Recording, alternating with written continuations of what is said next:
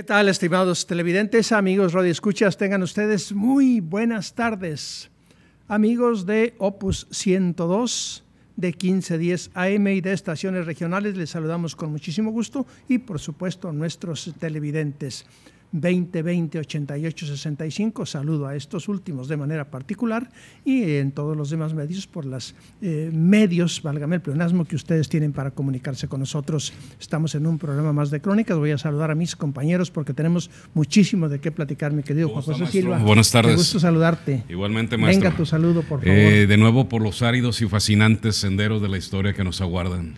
Muy bien, bienvenido, mi querido Leobardo, ¿cómo estás? Pues mucho gusto, aquí ya listos, con transmisión en vivo por Facebook para todo el público, quien no puede estar en televisión, por la televisión inteligente, ¿no? Canal 28, bueno, pues en mi Facebook ahí está alternativo, como quiera, este programa se sube a YouTube o lo podemos ver en repetición. Y lamentando la ausencia del maestro Héctor Jaime Treviño, que por razones de trabajo inherentes a su profesión, a su puesto, no pudo estar con nosotros. Por mi conducto les envía un saludo y se dice así un poquito así a nivel así de pero sí me habló en la mañana, claro, y me dijo que nos mandaba un saludo a todos, un abrazo, y a todo el público pues también un saludo, ¿no? Pues ya enlácense en estas crónicas que estamos reseñando para ustedes, platicándolas y comentándolas. Háganlo a través también simplemente por nosotros, comenten, platiquen, dialoguen, hagan este programa, complétenlo como debe ser. Por lo pronto estamos con que en un 25 de julio de 1863 muere en San Miguel de Allende, Guanajuato, el célebre insurgente Juan José de los Reyes Martínez Amaro, conocido como el Pípila. El Pípila, un personaje que muchos aseguraban era una leyenda urbana, un mito, que bueno, a final de cuentas participó de manera activa en el movimiento insurgente. Me impresionó cuando la primera vez que leí su biografía, saber que murió en 1863, o sea, participó en el proceso y duró muchos años todavía, ¿no?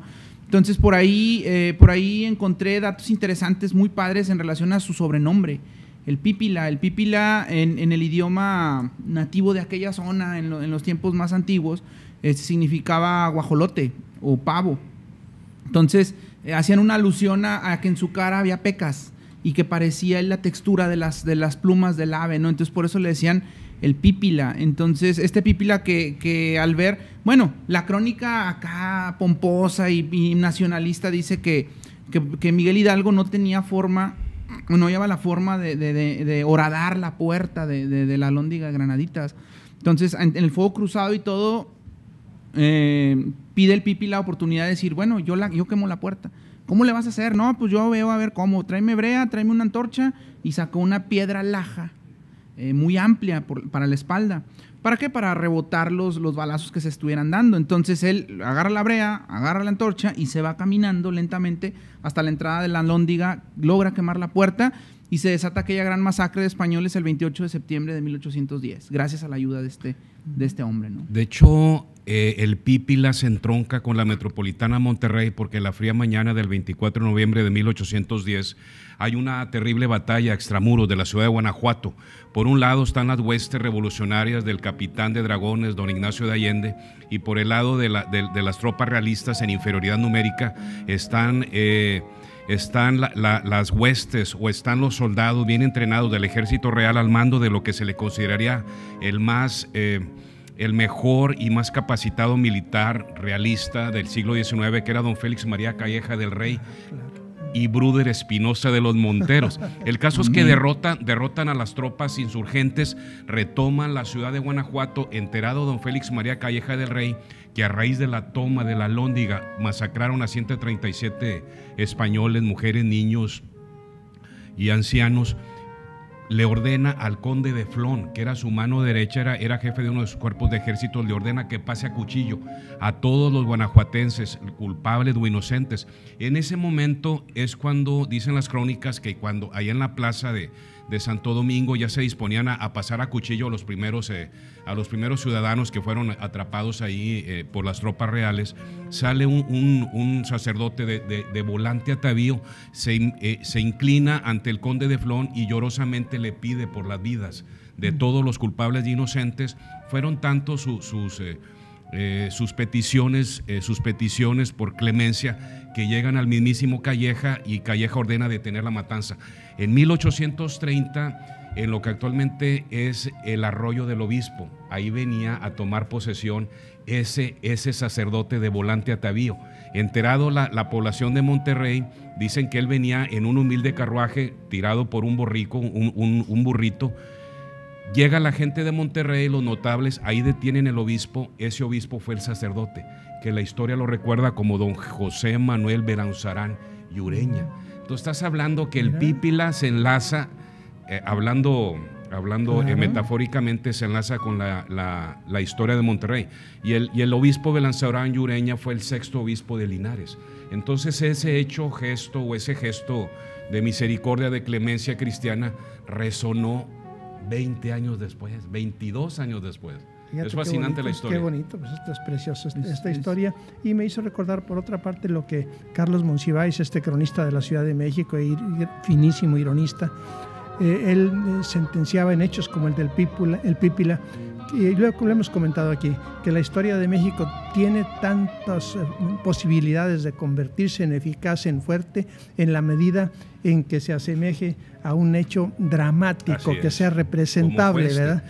Como cuestión teatral, ¿verdad? Claro, y de hecho aquí podemos ver, maestro, el Pípila, al ponerse esa losa de piedra, estamos hablando que usó un escudo o un parapeto que años después, a partir de la Primera Guerra Mundial, los combatientes de los ejércitos modernos lo hacían para proteger su vida, pero bien apuntó Leo que esa losa sirvió para esquivar o para protegerlo de los disparos de los españoles. Sí. Desgraciadamente cae la Alhóndiga y provocó una terrible masacre. Y esa masacre llevó al paredón al padre Miguel Hidalgo, y al rato lo vamos a mencionar. Hay también relación muy fuerte con Nuevo León, sobre todo con García Nuevo León. Y otra cuestión también, que ustedes la están asentando, y esto me parece muy bien, me agrada, lo digo a nombre de nuestros televidentes, radioescuchas, el hecho de que de pronto la gesta del Pípila se mueve entre la leyenda, el mito y la verdad, y no es cierto, y sí es cierto, un poco como los niños héroes pudieran dar a veces que se mueve entre el mito, la leyenda y la verdad y la realidad. Leía yo, hay suficientes pruebas de que sí existió el Pípila, el famoso Pípila. Sin embargo, la hazaña se oye muy nacionalista, como que es el ingrediente extra del platillo que pediste para que sepa mejor, para que amarre, para que apriete. Claro. Entonces, como que el hecho de lo que hizo el Pípila nos inflama la nacionalidad, y a nivel primaria, a nivel secundaria, pues le hace a los niños entender que hay hombres que dieron su vida por la patria, que ellos pueden hacer lo mismo, ¿no? De hecho, él murió en su cama, pero para la próxima semana me comprometo a traer una copia de la partida de nacimiento del Pípila, que por ahí me la hizo llegar un historiador de la Ciudad de México hace varios años. Es una copia borrosa, pero es una prueba contundente de que sí fue un ser de carne y hueso, que vivió una larga vida y muere en 1863, el 25 de julio. Él muere en medio de otra sangrienta guerra que desgraciadamente llenó de sangre nuestra patria, que era la intervención francesa. Y ahí le tocó, datos interesantes, le toca la expulsión de los españoles en el 29. La invasión de los yanquis, la primera invasión francesa del 38. La pigarra de los pasteles, la invasión norteamericana en el 46 y una pequeña parte de la invasión con Maximiliano, ¿no? Entonces, una persona muy longeva que logró salir vivo de un México enfrascado en guerras, enfrascado en violencia, logró salir avante y murió a causa de los problemas que le generaban a todos los mineros el trabajar en esos espacios. Pero de hecho, más que quemar la puerta, Leo, él era barretero. ¿Qué es un barretero? Es aquel minero que instala los barrenos, que va barrenando las galerías. Entonces lo que puso ahí en el portón, que era un macizo portón de madera de sabino, fue poner un trozo, no de dinamita, pero sí un trozo de pólvora, que hizo las veces de mina, o más bien de granada, para volar el macizo portón. ¿Qué hiciste? Es una puerta. Era un barretero, así es. Se ve, las puertas antiguas pues eran anchas, no eran así como las de ahorita, pesadas, fuertes, por lo menos de, ¿qué será? De 10, 15 centímetros. Tuve la oportunidad de estar en la Alhóndiga en el 2009 y hay pasillos. Hay pasillos dentro en donde dice aquí fueron masacrados y fusilados un montón de españoles por las huestes insurgentes. O sea, hay vestigios allá adentro de cada uno de los episodios. Y adentro también hay una campana enorme que parece ser que es una réplica de aquella que toque Hidalgo. Pero bueno, eso lo podemos hablar en el tema de hoy, ¿no? Más adelante. Bueno, pasemos a otro punto. Un 25 de julio de 1921, por decreto presidencial, se crea la Secretaría de Educación Pública, un 25 de julio de 1921. De hecho, uno de los grandes educadores, don José Vasconcelos, él bajo la administración de Álvaro don Adolfo, era don Adolfo de la Huerta, don Adolfo de la Huerta, que era uno de los 3 integrantes de aquel triunvirato sonorense. Aquí me llama la atención porque antes de que se instituyera la Secretaría de Educación Pública era el Ministerio de Instrucción Pública. Exacto. Y aquí empiezan los problemas que arrastramos al día de hoy, porque ¿dónde se educa? Se educa en el hogar. ¿Y dónde se instruye? Se instruye en las escuelas. Entonces se cambiaron los papeles. Ahora quieren que los maestros eduquen, instruyan y en el hogar se eduque, y es al revés, en la escuela se educa, por eso se llamaba Ministerio de Instrucción Pública. Pero bueno, volviendo a la Secretaría de Educación Pública, fue una tarea titánica que se echó a espaldas don José Vasconcelos, apoyado por el presidente de la República, de llevar las escuelas a todo el campo. Todos los mexicanos, de hecho, es muy conmovedor la vida, al menos esos años, son muy conmovedores porque la historia, la cultura se lleva al campo mexicano. ¿Quieres ahondar algo en...? Sí, me acordaba. Es parte de un proyecto para reformar aquella forma, bueno, valga el juego de palabras, antigua que durante el porfiriato permeó, ¿no? Acá ya habíamos visto cómo, por ejemplo, personajes como Pancho Villa, el cual hemos hablado infinidad de veces acá, ya hablaba de que la escuela era un centro importante de aprendizaje para los alumnos, y él lo dijo: durante mi gobierno abrí más escuelas que todo el gobierno federal lo ha hecho en toda su historia, ¿no? Entonces, era parte del proyecto que ya se venía masticando desde tiempo atrás.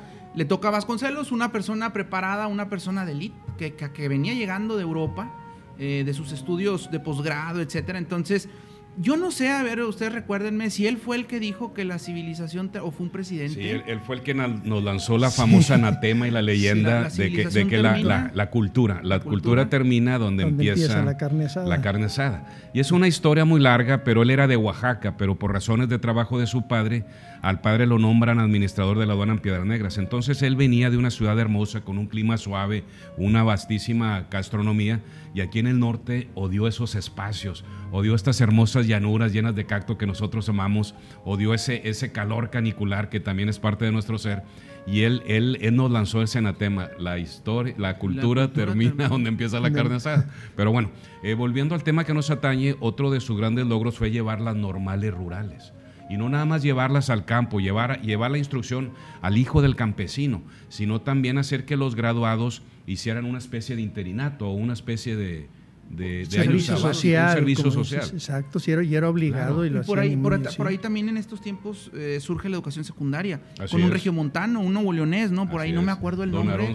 Aarón Sáenz, de los primeros que instituye la educación secundaria, no obligatoria. Pero sí, porque obligatoria es hasta con Carlos Salinas de Gortari en los 80s. Pero sí fue obligatoria, no fue obligatoria, pero sí se crea, ¿no? Como que para especializar, porque la secundaria en un principio su función era especializar en un oficio a las personas, no tanto como ahora, previo a la prepa. No, era oficios, ¿no?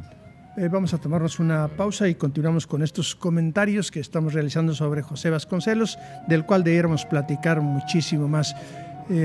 Tanto por justicia, por la calidad del personaje, como por su frasecita también. Un programa y un libro merece. Bueno, pues y hablar, por supuesto, de sus obras, el Ulises Criollo y demás. Pero yo quisiera hablar, y enviándole un saludo a mi excelentísimo secretario aquí en Opus 102, que es Mario Vasconcelos, porque es directo heredero del maestro José Vasconcelos, fíjate, y aquí está con nosotros. Un saludo fraterno e histórico. Histórico, por supuesto, y una pausa nos la tomamos ya.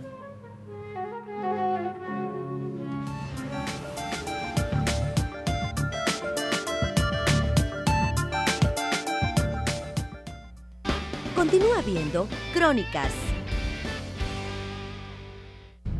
Atrévete a informarte.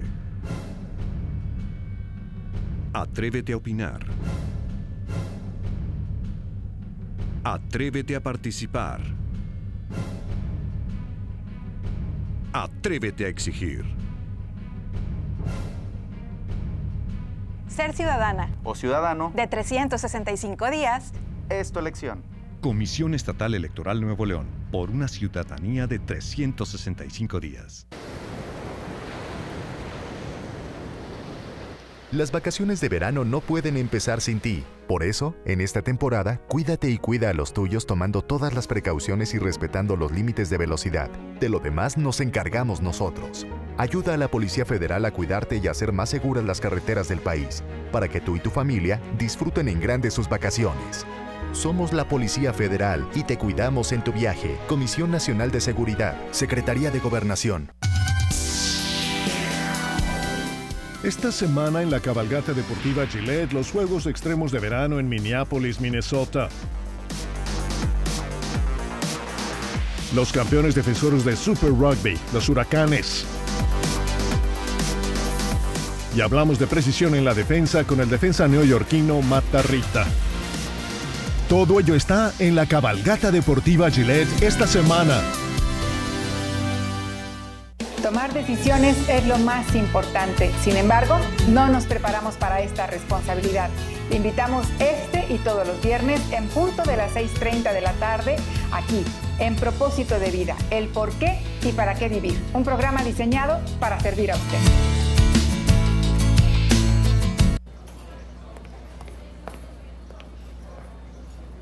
Cuenta conmigo, México. Cuenta conmigo, México. Cuenta conmigo, México. Cuenta conmigo, México. Es tiempo de comprometernos y hacer las cosas mejor. Cuenta conmigo, México. Consejo de la Comunicación. Voz de las empresas.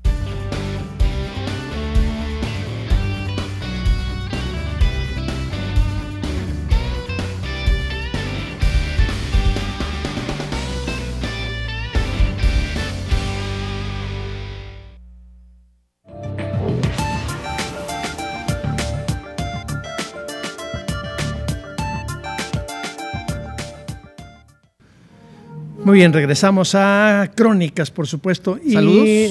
Saludos. Saluditos. Miren, esto de la transmisión por radio, bueno, por radio Facebook o por audio, está dejando muy buenos números. La gente nos está viendo. El maestro Arturo Ortega nos está viendo. Creo que anda allá en Gringolandia, el profe. Claro, un saludo hasta allá. Saludo, un afectuoso saludo, de veras. Héctor Flores Arturo, Cardona, Samuel Alemán. Héctor Flores Cardona dice, la historia es buena, pero más la verdadera. Entonces, pues aquí estamos dándole a la verdadera también. Leandro Sánchez, Candy Belén, un saludo hasta Veracruz, allá nos está viendo. Emma Peña, Cristina Duque, que la semana pasada no alcanzamos a saludarla. Bueno, hoy la saludamos por dos. Reinaldo Guerrero, Javier Marroquín, Mario Treviño, el hermano del maestro Héctor Jaime, también nos saludos está escuchando. Hasta Sabinas. Nora Mena, amiga de la facultad, también nos está escuchando. Juan Mario Hernández también, saludos a Leonardo y al profe Ángel y a Juan José Silva. Verónica Garza, Lorena Franco, Carmen Hughes, un saludo, Carmen. Compañera de la facultad, Lorena Franco, saludos a todos, y Concepción Corona, saludos, grandes seguidores de Historia Regia. Aquí hay unos saludos más crónicas. Para la familia Martínez de la calle Aguamarina, en la colonia Cuauhtémoc. Ahí vecinos del tercer sector. Muy bien, bueno, pues para todos ellos, saludos a todos aquellos y que todos nos los que no viendo, se reportan, pero que nos están viendo también. Al maestro Emilio Garza también Facebook, nos está viendo. Por cualquier manera que nos estén viendo y desde cualquier lugar, bueno, sepan que estamos con ustedes y recibimos con todo respeto y con mucho afecto, por supuesto, sus saludos. Vengan, porque se merecen. Bueno, estábamos hablando apuntes, ¿no? Sí, apuntes. Hay unos datos que quería mencionar de que don José Vasconcelos también está ligado a la Metropolitana Monterrey, porque aquí en el hermoso y centenario Hotel Ancira fue donde consuma su amor con tal vez uno, aparte de la educación y de la cultura, don José Vasconcelos tenía también tenía amor por las mujeres. Entonces, uno de sus grandes amores, María Teresa Rivas Mercado, aquí fue donde se consumó, que por cierto en el Hotel Ancira el día de ayer cumplió 105 años de labor ininterrumpida, y enviamos un saludo a todos a los propietarios y a los dueños de ese hermoso gran Hotel Ancira. Hemos realizado programas ahí, no pocos, y siempre nos han atendido y nos han resultado espléndidos los programas. Que por cierto tiene un pequeño museo, ahí los invitamos en el lobby. Sí. Perdón, mencionábamos que después de que consuman el amor aquí en la primavera de 1929, en el verano de 1933, estando en el exilio don José Vasconcelos, ella toma la decisión de suicidarse. Por ahí había una serie de problemas, tanto emocionales como sentimentales, que llevó a tomar esa trágica decisión, pero ella va y se suicida la pistola Star calibre 22 de don José Vasconcelos en el altar mayor de la Catedral de Notre Dame. Y es fama que el arzobispo de París a las 3 de la tarde de ese día asiago tuvo que hacer un exorcismo.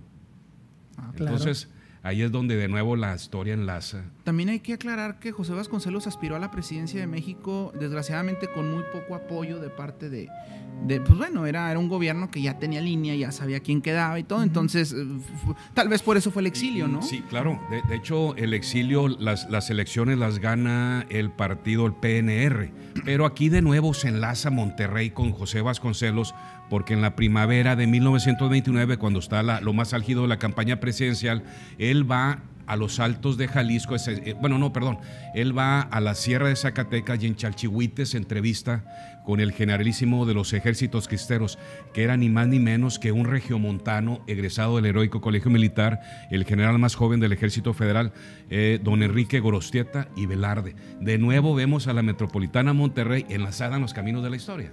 Entonces, ¿qué va a hacer ahí Santiago Vasconcelos? Va a pedir el apoyo militar al general Gorostieta, y para que sus 20,000 guerreros o sus 20,000 soldados cristeros, en caso de que el gobierno federal le negara como le negó la victoria, ¿verdad?, la victoria electoral, se levantaran en armas.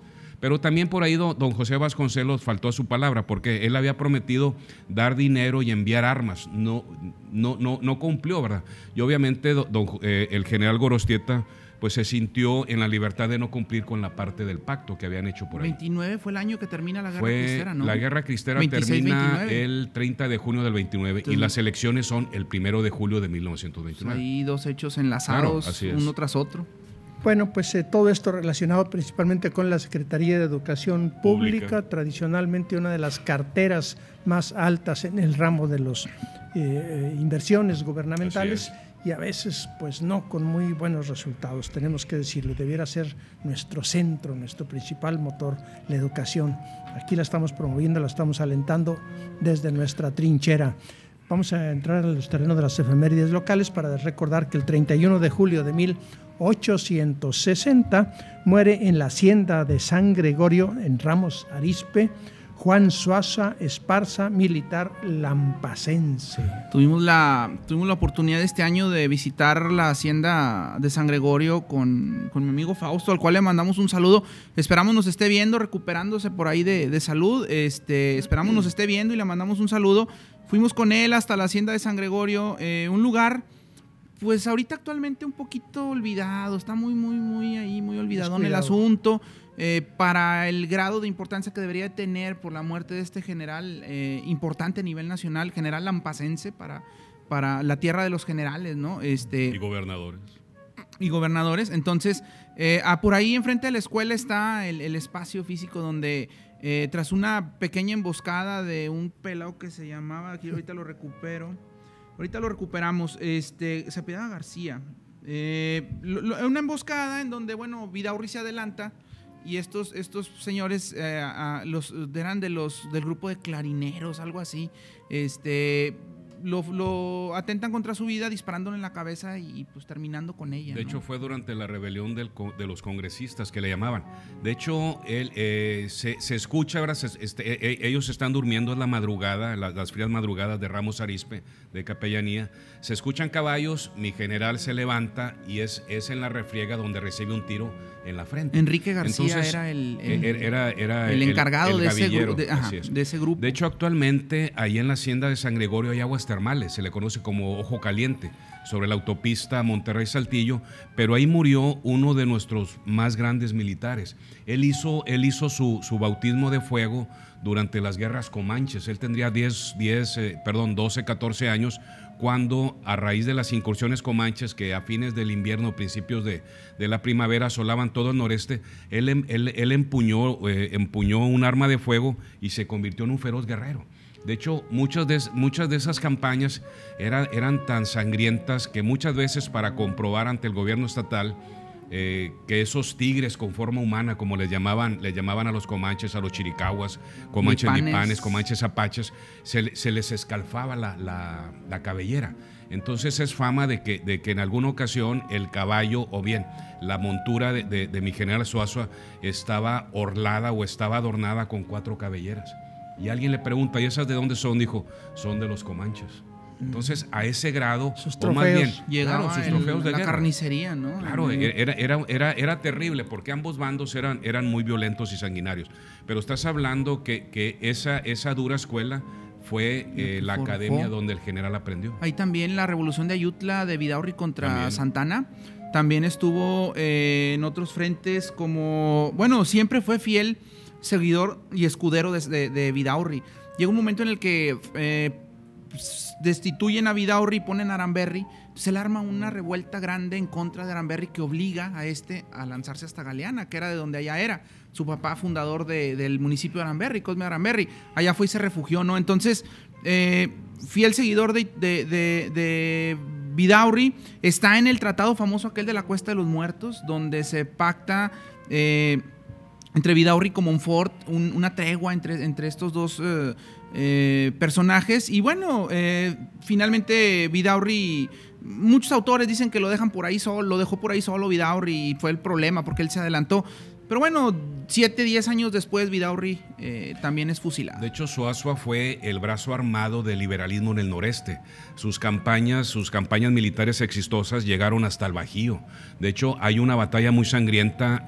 Una de las tomas de la ciudad de Zacatecas es encabezada por Juan Soazua. Toma sangre y fuego a los conservadores, la estratégica y heroica ciudad de Zacatecas. Pero acuérdate que es la ausencia de Juan Soazua en la batalla de Ajualulco lo que determina la derrota del ejército del norte frente a las huestes de otro de los grandes militares, don Miguel Miramón. Hay datos ahí de su participación en la batalla contra los gringos en Monterrey, en Palo Alto, Resaca, La Palma y La Angostura, ¿no? Participante también de este evento, que bueno, ya lo hemos comentado aquí, que también ahí tuvo participación, ¿no?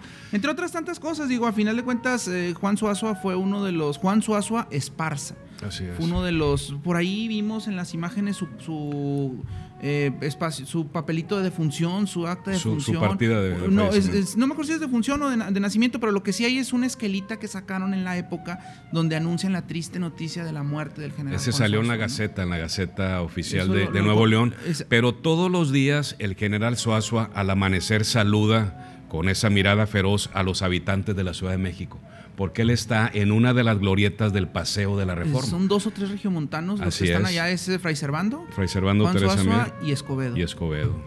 Pausa. Vámonos. Nos tomamos una pausa.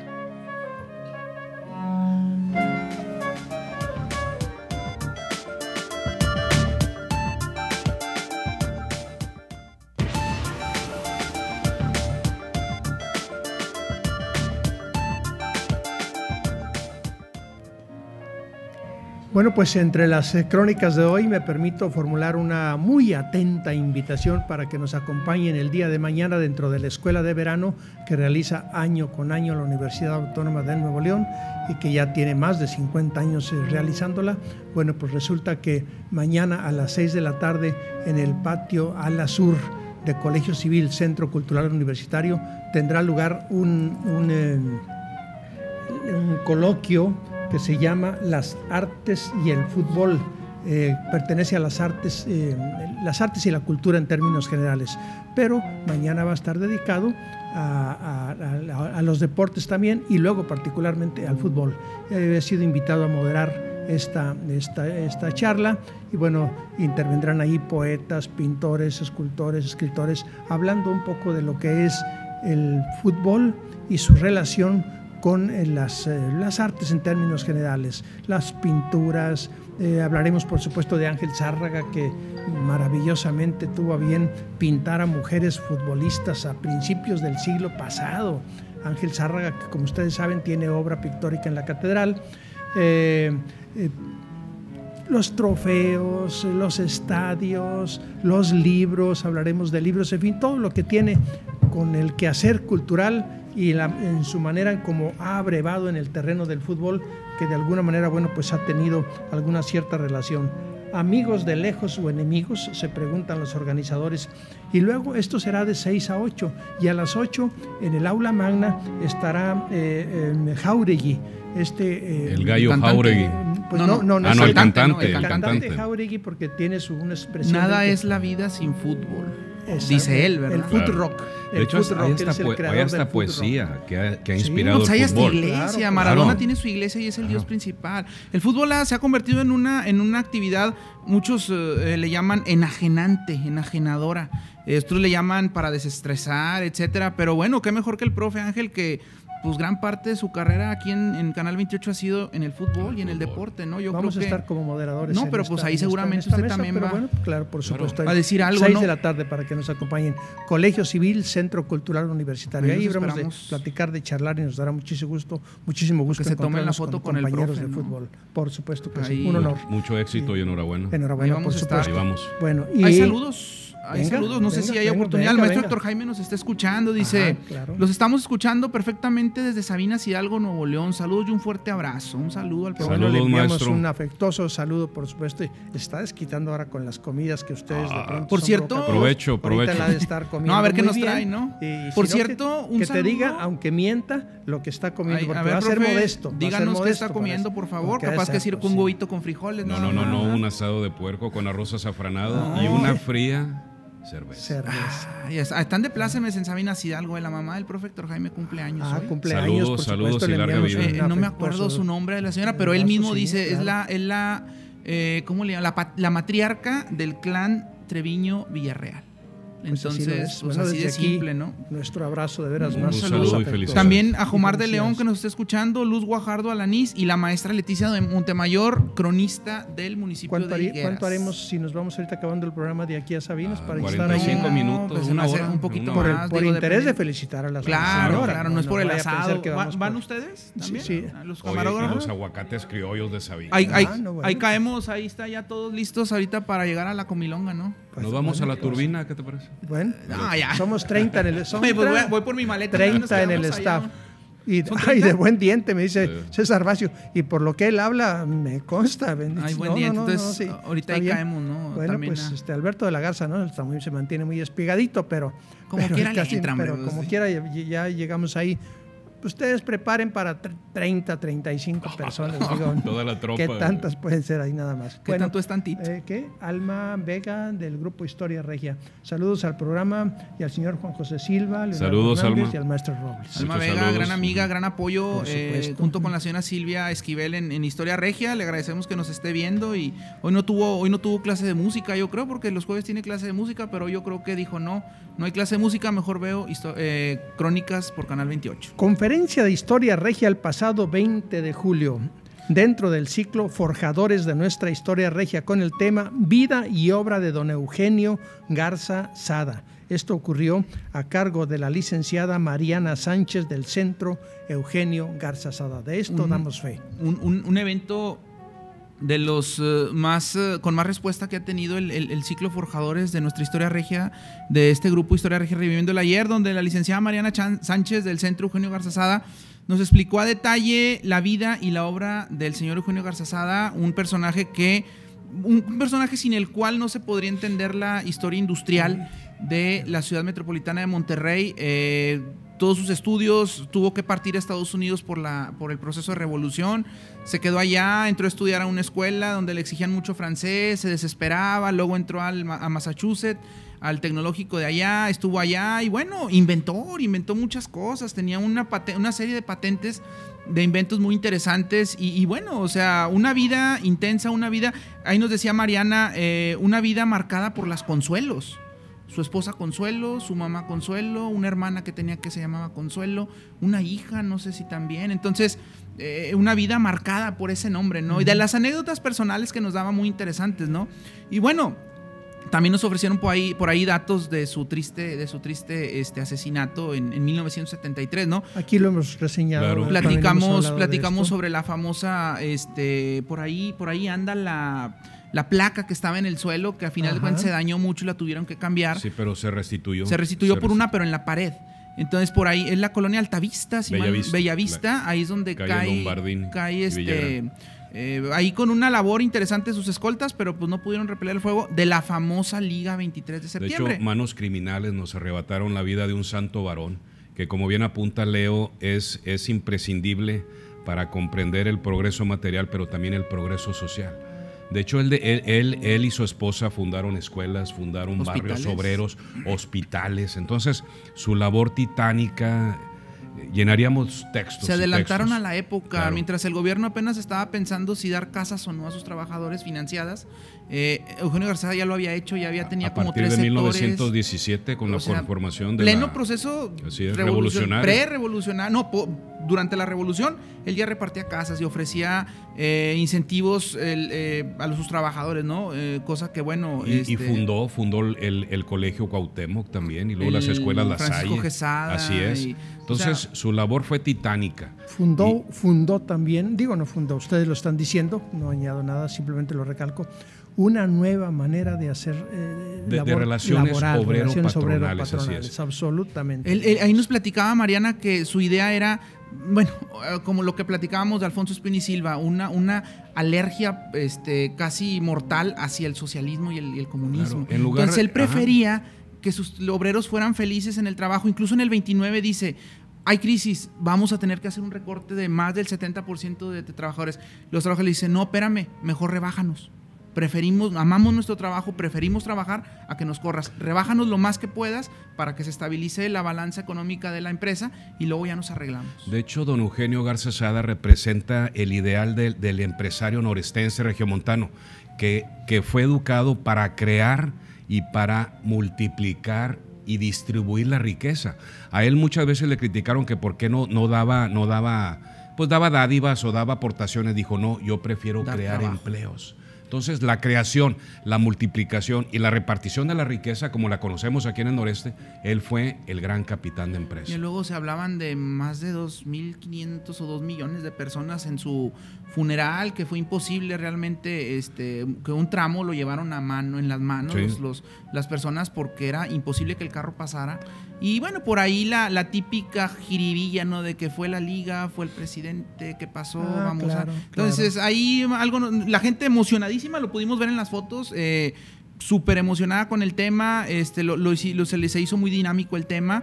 Y bueno, agradecer ahí a Gerardo Chávez y a Nora de la Cruz por prestarnos ahí el lugar, ¿no? Un lugar muy acogedor donde hemos estado muy contentos haciendo nuestros ciclos de historia regia reviviendo. Oye, importante decir también que una característica mundial de este tiempo es la acumulación de los capitales, que cada vez las riquezas son más en menos. Así es. Concentrada en menos personas y más. Y don Eugenio es exactamente lo contrario, claro. Un repartidor, un generador. Generar, multiplicar y compartir la riqueza. Y a través de la educación. Claro.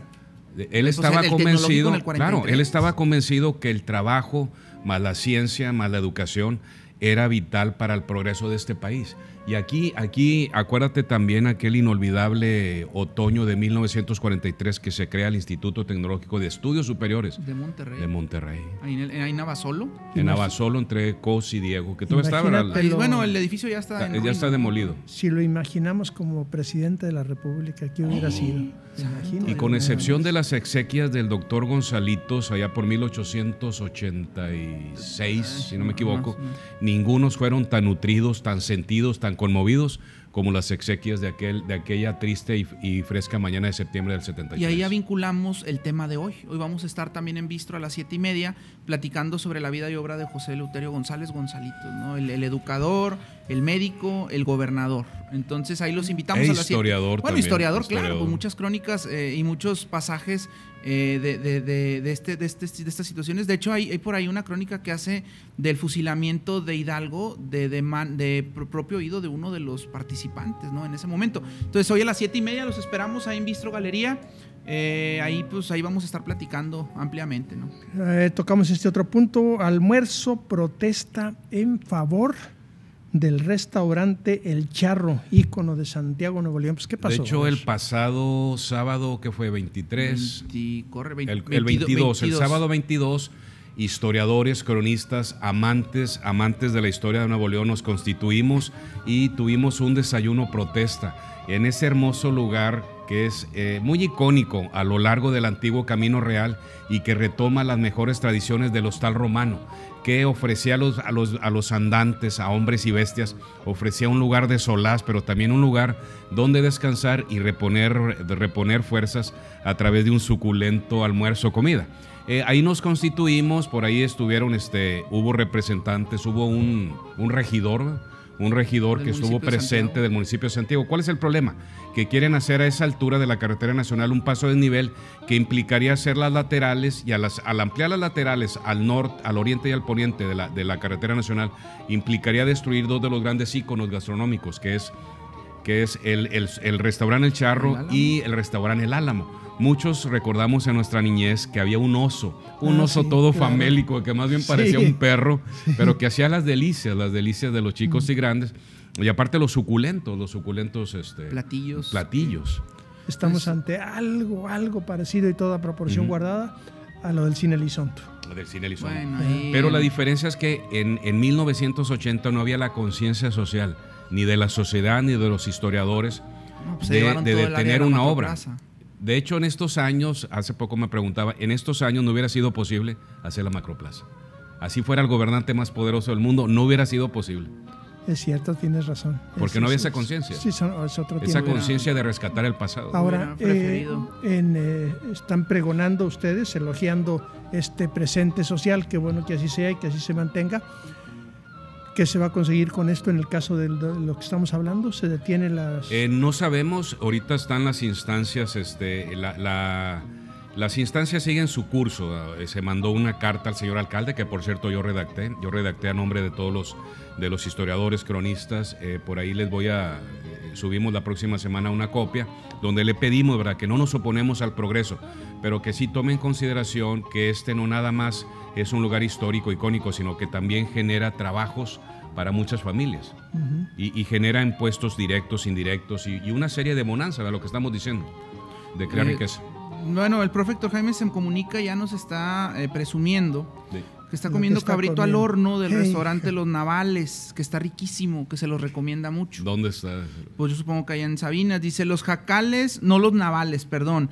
Estos celulares quieren ponerle mar a Sabinas. Y le mandamos la factura, porque ya está anunciando ahí el restaurante. Bueno, pues aquí está, aquí dice. Mándalo mercadotecnia. Y Edna Patricia Salinas, un saludo, también nos está escuchando. Bueno, que de los 36 que vamos, 18 vayan gratis. Ahí está, con eso que no se justifica, ¿no? Y pues a ver si nos trae de perdido una piernita de pavo, de cabrito, no se malinterprete. Sí, no, es que a estas horas, mi querido... Y luego cabrito, ¿no? Hablando de eso, pero bueno. Sí, mandan pausa, sí, se nos está haciendo agua en la boca. Para babear a gusto, chicos. No, hombre, carajo.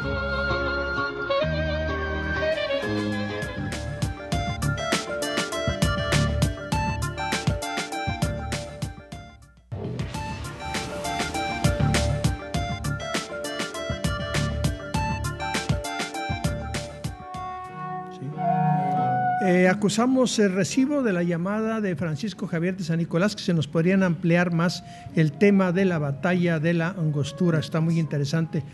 Bueno, pues esto ya lo hemos... Ya haremos un programa especial, yo creo. También, pero a profundidad. Ya volveremos a hacer con mucho gusto.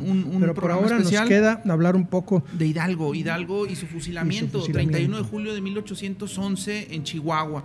Ahí cómo se relaciona Monterrey con esto. Pues aquí en Nuevo León, en García se planea su entrega por parte de Ignacio Elizondo y Marín de Porras, que de hecho por esa... Primo Marín y Porras, el quinto obispo de Linares. Quien lleva ese nombre Marín Nuevo León en honor a él, ¿no? Entonces, es importante destacar eso. La traición se planea en la Casa de las Águilas, sobre la calle Morelos, ahí en García, Nuevo León.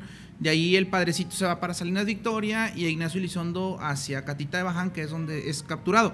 Tuvimos también la oportunidad de ir con mi amigo Fausto, a quien le vuelvo a mandar un saludo y espero su pronta recuperación, a la zona donde están los restos del lugar donde estuvo encuartelado y encarcelado Hidalgo antes de ser llevado hacia la zona de Chihuahua. Y por ahí está también la Loma del Prendimiento, que es donde está el famoso obelisco que se hace en honor a esa situación, ¿no? Entonces, por ahí traje algunos documentos, imágenes de documentos, ahorita si quieren los podemos poner tranquilamente, que son los que tiene el archivo de Monterrey en relación a los movimientos independentistas y a la muerte de Hidalgo. Hay un dato interesante, Hidalgo se alcanza, ahí está, ese es el primero, nos habla de la retracción de Miguel Hidalgo. Miguel Hidalgo se da la oportunidad de arrepentirse, o lo arrepienten, ¿verdad? Porque en un documento muy grande, muy amplio, escrito en Chihuahua, él redacta que pide perdón a Dios por los atroces crímenes cometidos en contra de él, de España y de la gente. Entonces ahí una redacción muy interesante, muy, muy profunda, pero lo rescatable es eso, ¿no? Su arrepentimiento. El que sigue, el número 2, habla de una bula de indulgencia por parte de la Iglesia, del Papa, a todos los que participaron en la insurgencia. O sea, todo, ahí está la bula, está muy bonito el papel, con sellos reales de la Iglesia de aquel tiempo. Interesante esta postura. Del Vaticano. Entonces, estos están en el archivo de Monterrey, en la colección principal, ambos. Entonces, ahí habla de que, bueno, el que se retracte y el que se eche para atrás de todo lo que hizo tendrá oportunidad de ser perdonado, tanto por la Iglesia como por el gobierno civil. Luego está el 3, que es el informe de los atentados de Hidalgo. Es el que sigue, ahorita lo vamos a ver. Ese es el bando pequeño que se manda a todas las municipalidades del entonces Nuevo Reino de León, avisando que Hidalgo, los dragones de la reina, Allende, Jiménez y todos ellos, han iniciado una serie de atentados en contra de la estabilidad y la paz social. Y le avisan a todos los gobernadores, en este caso Manuel de Santa María, que tengan cuidado. Luego el que sigue es un acta de cabildo en donde ya se habla propiamente de todos estos atroces crímenes y se previene a la ciudad de Monterrey y todo lo que dependía de ella, porque no era nada más Monterrey, San Nicolás, era una amplia extensión hasta Chihuahua, hasta Durango, hasta Tamaulipas, sur de Texas, Coahuila, Zacatecas, lo que eran Luis, las provincias internas de Oriente, que dependían en lo militar y en lo político de don Félix María Calleja. Del rey. Entonces, él es el que manda a decir, tengan cuidado, si lo ven, si llega, porque ya sabían que Hidalgo planeaba ir al norte, entonces podía pasar por acá. Y finalmente el documento 5 es un bando de indulto dado por el virrey Francisco Javier Venegas a todo insurgente que se le haya ocurrido intrometerse en estos business, pues él lo perdonaba, nada más que ya dejaran eso. De hecho, es interesante que muchos de estos bandos eran enviados por correos a caballo, le llamaban por cordillera. Aquí en Monterrey llegaba también por cordillera, o llegaba a caballo el informe original, y luego se pasaba, por ejemplo, a la hacienda de San Nicolás, y ahí se copiaba por algún amanuense, por órdenes del alcalde primero, y luego se enviaba, por ejemplo, a la hacienda del Valle del Pilón, Montemorelos, a la hacienda del Reparo, Allende, y se copiaba del original y se quedaba ahí una copia. Es fascinante porque este sistema de postas a caballo, obviamente con una remuda cada 7 leguas o cada 40 kilómetros, era interesante porque era rápido.